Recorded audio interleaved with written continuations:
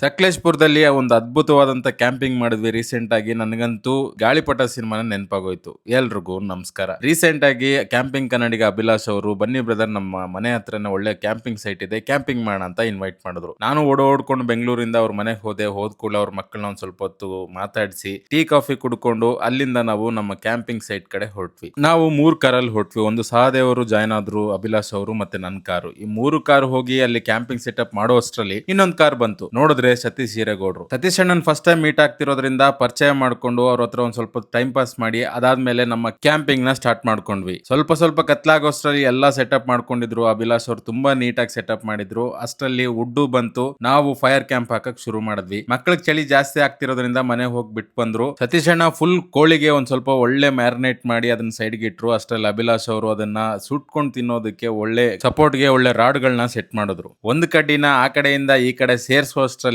ಕೋಳಿ ಬದುಕೆ ಬಿಡ್ತು. ಅಣ್ಣ ಇದ್ಕೊಂಡು ಎಲ್ರು ಹಿಡ್ಕೊಳ್ಳಿ, ಇದನ್ನ ಗಟ್ಟಿಯಾಗಿ ತಂತಿಲ್ ಕಟ್ಟಾಕ್ಬೋಣ ಅಂತೇಳಿ ನೀಟಾಗಿ ತಂತಿಲ್ ಕಟ್ಟಾಕಿ ಒಳ್ಳೆ ಮ್ಯಾರಿನೇಷನ್ ಮಾಡಿ ಗಾಳಿಪಟ ಸ್ಟೈಲ್ ಅಲ್ಲಿ ಆ ಕಡೆ ಈ ಕಡೆ ಸಪೋರ್ಟ್ ಕೊಟ್ಟು ಅದನ್ನ ಸುಟ್ಕೊಂಡು ತಿನ್ನೋದೆ ಅಂತ ಡಿಸೈಡ್ ಮಾಡ್ಬಿಟ್ವಿ. ಒಂದ್ ಕಡೆ ಕೋಳಿ ಬೇಯ್ತಾ ಇದ್ರೆ ಇನ್ನೊಂದು ಕಡೆ ನಾನು ಬಾರ್ಬಿಕ್ಯೂಗೆ ರೆಡಿ ಮಾಡ್ಕೋತಾ ಇದ್ದೆ. ಅಭಿಲಾಷ್ ಅವರು ರೈಸ್ಗೆ ರಸಂಗೆ ಅಂತ ರೆಡಿ ಮಾಡಕ್ ಶುರು ಮಾಡಿದ್ರು. ಅಡಿಗೆ ಮಾತ್ರ ಸಿಂಪಲ್ ಆಗಿ ತುಂಬಾ ಟೇಸ್ಟಿಯಾಗಿ ಆಗಿತ್ತು ಇವತ್ತು. ಎಲ್ರು ಒಳ್ಳೆ ಊಟ ಮಾಡ್ಕೊಂಡು ಒಂದ್ ಸ್ವಲ್ಪ ಹೊತ್ತು ಹರಟೆ ಹೊಡೆದು ಸಾಂಗ್ಸ್ ಕೇಳ್ಕೊಂಡು ಗುಡ್ ನೈಟ್ ಹೇಳಿ ಎಲ್ರು ಮಲ್ಕೊಂಡ್ವಿ. ಪಾರ್ಟ್ 2 ಬರುತ್ತೆ, ವೆಯ್ಟ್ ಮಾಡಿ.